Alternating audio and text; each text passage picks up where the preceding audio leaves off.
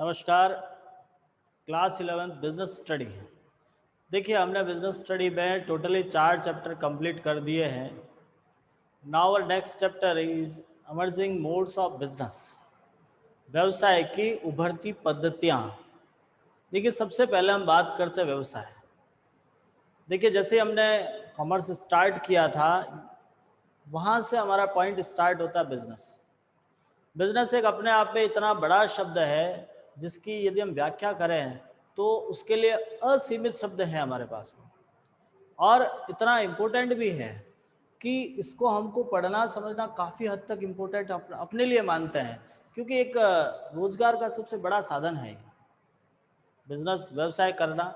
और अपना जो जीवन चल रहा है, कई सारी चीज़ें इसी पर निर्भर कर रही हैं। आज एक सामान्य व्यक्ति अपना जीवन यापन एक सामान्य बिजनेस पर ही करता है, चाहे वो एक बिजनेसमैन की तरह अपना लाइफ स्पेंड करो या बाय कस्टमर की तरह करो, दोनों ही ऑप्शन है। क्योंकि एक बिजनेस के अंदर इन दोनों का सबसे बड़ा रोल होता है। जो बिजनेस करने वाला है उसी को हम व्यापारी कहते हैं, और जो उस बिजनेस का जो सेकंड पॉइंट होता है, सेकंड पार्टीज होती है जिसे हम कस्टमर कहते हैं, उसके बिना आपका बिजनेस संभव नहीं है। तो हम अपने आप को चाहे बिजनेसमैन समझकर काम करें या कस्टमर समझ के काम करें, दोनों ही पॉइंट ऑफ व्यू से इसको पढ़ना बड़ा आसान है, बड़ा आवश्यक है। देखिए, हमने अभी तक जो समझा था वो बिजनेस की ट्रेडिशनल फॉर्म्स समझे थे सारे। ट्रेडिशनल फॉर्म्स का मतलब ये था कि जो प्राचीन काल से हम जिसको अपनाते हुए आ रहे हैं, व्यापार एक बहुत नवीन शब्द नहीं है, बहुत पुराना शब्द है। प्राचीन काल से हम इसका उपयोग में लेते आ रहे हैं, जिसके लिए हम ये कह सकते हैं कि एक ऐसा समय था, यदि हमने पुरानी सभ्यताओं को उठा के देखते हैं, मोहनजोदड़ो हड़प्पा की सभ्यता के संदर्भ में भी यदि हम बात करते हैं, तो उसके अंदर भी हमको इससे रिलेटेड कुछ अवशेष प्राप्त हुए हैं। जब हमारा बृहद भारत था उस समय भी हमने उस पॉइंटों को देखते हैं, तो उस समय भी हमको इसके बहुत सारी चीज़ें ऐसी नज़र आ रही है जिसके माध्यम से हम ये कह सकते हैं कि बहुत ही पुराना है। जैसे हम बात करते हैं आचार्य चाणक्य के बारे में। आपने जो अपनी रचित पुस्तक अर्थशास्त्र, जिसके अंतर्गत उन्होंने सबसे पहला पॉइंट यही बताया था। उन्होंने अर्थशास्त्र के अंदर व्यापार से संबंधित जो आवश्यक तथ्य हैं उनका व्याख्या करी थी। उन्होंने कर लेने के संदर्भ में बात समझाई थी।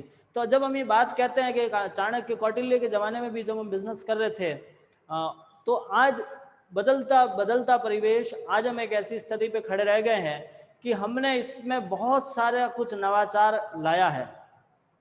पहले के टाइम में हुआ ऐसे करता था, वस्तु के बदले वस्तु ले लिया करते थे, जिसको हम वस्तु विनिमय कहते थे। मुद्राएं नहीं तो होती थी, और जब मुद्रा नहीं थी तो हमारा जो विनिमय का साधन था वो वस्तुओं को समझा गया था। माल बेचने के लिए आपको एक स्थान से दूसरे स्थान पर बहुत लंबा दूर तक जाना होता था।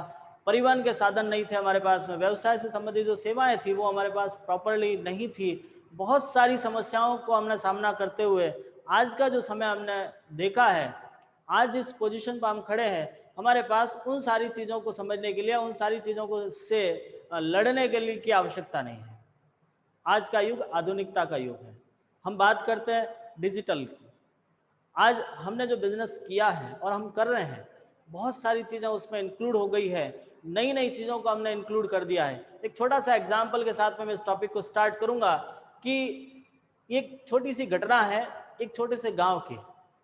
उस गांव के दो अच्छे साथी, दो मित्र हैं, और दोनों ही अपने साथ खेलते हैं, कूदते हैं, रह रहे हैं। एक गांव की घटना बता रहा हूं मैं आपको, किसी शहर के बारे में बात नहीं कर रहा हूं। गांव में एक मित्र ने अपने दूसरे मित्र से कहा, रात को समय हुआ था समथिंग 12 बजे। 12 बजे पहले की टाइम थोड़ा सा अलग था। लोग 7, साढ़े 7, 8 बजे सो जाया करते थे। आज का समय आप खुद ही इस चीज़ को फील करते हो। लेट नाइट तक लोग जागते हैं, काम करते हैं। और उसने अपने दूसरे मित्र से कहा, अपने फ्रेंड से कहा कि चल हम थोड़ा सा खरीदारी करके आते हैं। मैं चौंक गया, ये कौन सा टाइम है भाई, रात को 12 बजे? कौन खुला रखता है? कहाँ खुला मिलेगा? कौन सा मार्केट खुला है तेरे लिए? उसने कहा चलो मार्केट जाने की आवश्यकता नहीं है भाई, तुझे नहीं पता क्या, आज सारी चीजें इंटरनेट पे मिल रही है। हाँ यार, ये तो मैंने भी सुना है, सुना तो है, लेकिन कभी किया नहीं है यार इसको। मैं भी कई बार सोचता हूँ आखिर ये होता कैसे होगा, इंटरनेट पे कैसे सामान दिखता होगा, सामान देख तो लेते हैं लेकिन खरीदते कैसे होंगे, पैसा कैसे देते होंगे, सामान अपने पास आता कैसे होगा, मेरे दिमाग में भी बहुत सारे प्रश्न हैं। दूसरे मित्र ने कहा चल कोई दिक्कत नहीं है, तुझे नहीं पता मैं बता देता हूँ, ये सारी चीजें मैं बता देता हूँ आपको कि होता कैसे। सबसे पहले हमको ब्राउजर खोलना है, ब्राउजर के बाद जो ये ऑनलाइन शॉपिंग करने वाली जो कंपनियां हैं उनके साथ में आपको रजिस्ट्रेशन करना है, उसके साथ आपको अपना एक इंट्रोडक्शन करना होगा। जिस तरह से हम मैन्युअली मार्केट में जाके जब कोई चीज खरीदते हैं, देखिए हम बात फिर पॉइंट आते हैं मैन्युअली पे। अभी तक हमने जो बिजनेस किया एक ट्रेडिशनल फॉर्म से किया है, एक कस्टमर एक दुकान तक पहुंचता है, कस्टमर ने जाके कहा भैया मुझे ये चीज चाहिए, दुकानदार के पास यदि होगी बता देगा, उसके पास यदि उससे रिलेटेड और ऑप्शन होंगे तो सारे ऑप्शन दे देगा, जो चीज पसंद आ गई ले जाओ पैसा दो बात कंप्लीट। ये है अपना एक ट्रेडिशनल फॉर्म। इसी के साथ सेम प्रोसेस ये भी हम अपने इसमें भी यही करते हैं, जिसके अंदर आपको जो चीज खरीदनी थी आपने इंटरनेट पे अपना ब्राउजर खोला, आप जिस कंपनी जो ये कंपनियां काम कर रही हैं ऑनलाइन शॉपिंग की, उस ऑनलाइन शॉपिंग के अंदर आपने रजिस्ट्रेशन किया। एटलीस्ट रजिस्ट्रेशन के बाद आपको कंपनी आपके सामने जितने प्रोडक्ट है कंपनी जो बेच रही है सारे प्रोडक्ट आपके सामने आते हैं, आपको क्या खरीदना है आप उसमें सर्च कर लीजिएगा, उससे रिलेटेड लगभग सारी प्रोडक्ट आपके सामने अवेलेबल होती है। सेम प्रोसेस है, जिस तरह से मैनुअली आप मार्केट में गए हो, आपने काउंटर पे सारे कपड़े बिछवा रखे हैं, ठीक इसी प्रकार से आपकी स्क्रीन पे सारी आइटम आपको नजर आती है, उसके सारे फीचर्स कंपनी लिख के देती है, कितने रुपए में आपको मिलेगा, कंपनी कैसे उसकी डिलीवरी करेगी, कितने दिन में डिलीवरी करती है, how to get the item, how to pay the amount of this item, सारी चीजें आपको उस स्क्रीन पे क्लियर होती है। बस खोल के देख लो, पढ़ लो, समझ लो और ऑर्डर पास कर लो। जैसे आप ऑर्डर प्लेस करोगे कंपनी आपसे पेमेंट मोड मांग लेगी, भैया पैसा कैसे देगा तो पेमेंट मोड पहले तो ऑप्शन ऐसे आया करते थे कि आपको हाथों हाथ पेमेंट करना था, आजकल कई ऐसी कंपनियां कई ऐसे प्रोडक्ट है जिस पे कंपनी कैश ऑन डिलीवरी का ऑप्शन रखती है कि कोई बात नहीं आपके पास सामान पहुंचे आप अपना सामान लो हमें पैसा दे दो, नहीं पसंद आता है 7 दिन में रिटर्न कर लो, कंपनी पूरा पैसा आपको वापस कर लेगी। तो ये टर्म्स एंड कंडीशंस होती है कंपनी की, और इन सारी चीजों से हम आज देख रहे हैं हमारा जो बिजनेस लेवल कितने हायर स्टैंडर्ड पे पहुंच चुका है। कहाँ हम यहाँ गांव में बैठे हैं, कहाँ हमारे पास में क्या चीजें चाहिए, 1 सेकंड में माल ऑर्डर हो जाता है, माल आप तक पहुंच जाता है। कहने का मेरा तात्पर्य है कि जो बिजनेस करने का वे है उसी को बोलते हैं पद्धति, व्यवसाय करने का तरीका उसी को बोलते हैं पद्धति, और उस पद्धति के अंदर हमने कुछ नई चीजों को जोड़ा है। आज उभरती हुई पद्धति को हम जोड़ने की कोशिश करते हैं, उसमें नई पॉइंटों को लेकर आ रहे हैं और उन्हीं पॉइंटों को हमको इस चैप्टर के माध्यम से समझना है। जो मैनुअली एक कस्टमर एक जो वेंडर था बेचने वाला था, दोनों बीच में आपस में ट्रांजैक्शन करते थे, यहाँ पर भी आपके यही काम होगा, लेकिन होगा इंटरनेट पे। पहले हम मैनुअली जाके लेते थे, यहाँ आपको कहीं जाना नहीं है, माल आप तक पहुंचेगा, आपको उसको समझना पड़ेगा, देखना पड़ेगा, ध्यान से सुनना पड़ेगा। अब हम बात करते हैं, सबसे पहला पॉइंट आता है ई बिजनेस। देखिए बिजनेस को हमने समझा है कि वस्तु एवं सेवाओं को खरीदना और बेचना, उसी को हम बिजनेस कहते हैं। साथ में एक शब्द लग गया ई, बिजनेस के साथ हमने आगे एक वर्ड लगा दिया E for electronic, electronic business. अब दिमाग में प्रश्न चला सर ई लगाने से क्या बदल गया, क्या मैं ई हटा देता हूं तो उसका जो मीनिंग है उसका जो वे है क्या वो सेम उसी तरह से रहेगा जैसे पहले रहता था? तो यस यू आर राइट, यदि आप ई हटा देते हो तो बिजनेस इज बिजनेस, बट जब आपने साथ में ई लगा दिया तो उसका पूरा स्ट्रक्चर बदल गया, पूरा स्ट्रक्चर बदल जाएगा। एक सामान्य सी बात है, ई लगने से काम करने का तरीका बदल जाएगा, सिस्टम बदल जाएगा, आपके अंदर इंटरनेट जुड़ जाएगा। तो ई बिजनेस का मतलब होता है जब हम इंटरनेट के माध्यम से वस्तु एवं सेवाओं का क्रय विक्रय करते हैं।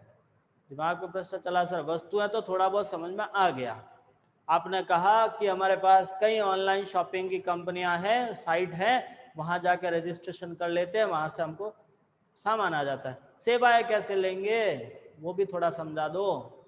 तो सीधी सी बात है, आपको पहले कहीं यात्रा करनी थी, टिकट लेने के लिए रेलवे स्टेशन पहुंचो। मैं पहले की कुछ टाइम पहले की बात बता रहा हूँ। आप एक दशक से बहुत ज़्यादा ये हो गया, पिछले 10 साल में इस पे बहुत ज़्यादा ही नवाचार आने स्टार्ट हो गए हैं, और विद इन 4 साल से तो बहुत ही ज़्यादा है। 2016 के बाद आपका जो लेवल था बिल्कुल ही बदल गया है। एक डिजिटल चीज़ें बहुत ज़्यादा आ गई हैं। आपको रेलवे स्टेशन पहुंचना है, हमने कई बार इस चीज़ को फील भी किया होगा। आपको रिजर्वेशन टिकट लेने के लिए 1 घंटे लाइन में खड़ा रहना पड़ता है। जाके सबसे पहले फॉर्म फिल करो, कौन सी ट्रेन में जाना है, कहाँ जाना है, कितने पैसेंजर है, सबका बायोडाटा उस कागज पर लिखो और लिख के उस लाइन में ऐसे खड़े रहो, वेट करो कि वो भाई साहब। अब कई बार ऐसी स्थितियां भी होती है, वहां जस्ट पहुंचे, उन्होंने खिड़की बंद कर दी, पूछा क्या हुआ, लंच हो गया भैया, थोड़ी देर बाद आना। आए भाई, मूड खराब। आज ऐसा नहीं है, आज ये चीजें आपको नहीं है। आपका फोन उठाओ, आपकी रेलवे की एप्लीकेशन डाउनलोड करो, जस्ट अपने अंदर कहाँ से कहाँ जाना है सर्च करो, सारी ट्रेन की बायोडाटा आ जाएगा, सारी ट्रेन आ जाएगी, यहाँ से यहाँ तक इतने बजे ट्रेन जाती है, खोलो उस पर टिकट क्लिक करो, आपके पास वो सारे कोच आ जाएंगे कि कौन सा कोच है, किस कोच में कितनी सीटें खाली पड़ी है। आपको एसी में लेना है, जस्ट क्लिक करो, आपके सामने एसी की सीटें आ जाएगी, क्लिक कर लो, नाम भर लो, अपने अकाउंट से पैसा गया। ना कहीं लाइन में खड़ा रहना है, ना कोई पेन चलानी है, ना उनके लंच का वेट करना है। ये है चेंजेस, ये है आपकी ई बिजनेस। यहां आपको सेवाएं मिल रही है बाय इंटरनेट। आपको बैंक में जाने की आजकल आवश्यकता नहीं है, ई बैंकिंग आ गया आपका। पहले हमें पैसा जमा कराना था, पैसा लेना था, ट्रांसफर करना था, स्टेटमेंट देखना था, भाई साहब के खाते में पैसा कितना है पता ही नहीं। किसी ने हमको आवश्यकता है, भाई पैसा है कितना, उस हिसाब से निकालूं, किसी को दूं, नहीं पता था। वो इतनी बड़ी पासबुक जेब में डालते तो आधी बाहर दिखती थी यहाँ पे, मतलब सुरक्षा कवच की तरह यहाँ यूँ। और SBI का बड़ा सा वो राउंडर नजर आता था, येलो वो ब्लू कलर का, जा रहे हैं और वहीं लाइन इतनी लंबी चौड़ी लग रखी है। जाके पूछते हैं भाई साहब क्या लेने आए हो, पासबुक एंट्री करवाने आए हैं, खाते में पैसा कितना। अपना पैसा अपने को देखने के लिए 3 घंटे वेट करना पड़ता था, आज नहीं है। आप जिस बैंक में अकाउंट है उसकी एप्लीकेशन डाउनलोड करो, क्लिक कर लो, आपको सारा 6 महीने का 12 महीने का हिसाब मिल जाएगा आपको, कहाँ कहाँ पैसा गया, कहाँ से आया है। ई बैंकिंग है वो भैया, सब कुछ पॉसिबल है अब इंटरनेट पे है। और अपने बिजनेस को हमने इंटरनेट के साथ जोड़ दिया है। इस टॉपिक के अंदर हमको 3 बड़े पॉइंट समझने को मिलेंगे। सबसे पहला डिजिटलीकरण, जो डिजिटलाइजेशन है अपने पास में, जो हमने जितनी भी चीज़ें थी उन सबको डिजिटल फॉर्म में आज पढ़ लिया है, समझ लिया है। पहले आपको पैसा निकालने के लिए बैंक जाना पड़ता था, आज आप ATM जाके डायरेक्ट पैसा निकाल सकते हो। बहुत सारे ऐसे एग्जाम्पल है हमारे पास जिसको हम इस टॉपिक के अंदर क्लियर करेंगे। पहला था डिजिटल पॉइंट, दूसरा था आपका ग्लोबलाइजेशन। ग्लोबलाइजेशन का मतलब था कि आपने अपनी चीज़ों को, अपने देश को विश्व की अर्थव्यवस्था के साथ में जोड़ दिया है। अपने साथ में आपने इसी चीज़ को पूरे विश्व के साथ जोड़ दिया है। पहले स्थितियां ऐसी बनती थी कि आप केवल घरेलू व्यापार करते थे, आज इंटरनेशनल लेवल पे बिजनेस कर पा रहे हो। तो वो जो बिजनेस आप कर रहे हो इंटरनेशनल लेवल पे, वो संभव कैसे हुआ? आज आपने नूडल्स खाना सीख लिया, मैगी खाना सीख लिया। आज से 10 साल 15 साल पहले वाले लोगों को पूछ लो, वो जानते तक नहीं थी, मैगी की परिभाषा नहीं पता था। कहाँ से आई ये सारी चीज़ें, ये कहाँ से आए? फॉरेन चीज़ें। और वहाँ से अपने आप पे संभव क्यों हो पाया? क्योंकि हमने अपने आप को ग्लोबलाइजेशन किया है, अपना बिजनेस आपने रेस्ट वर्ल्ड के साथ जोड़ दिया है। इसी के साथ आपका तीसरा पॉइंट इसमें है आउटसोर्सिंग, बाह्यकरण। आउटसोर्सिंग का मीन्स हम यहाँ पे ये समझते हैं कि अपने पास कुछ ऐसे काम हैं जो हम खुद ना करके किसी अनदर पर्सन से करवाते हैं। इन तीनों पॉइंट में हम अच्छे से डीपली डिस्कस करेंगे। उम्मीद करता हूँ आपको समझ में आया होगा। नेक्स्ट आगे की क्लास में इसको समझने की कोशिश करेंगे। धन्यवाद।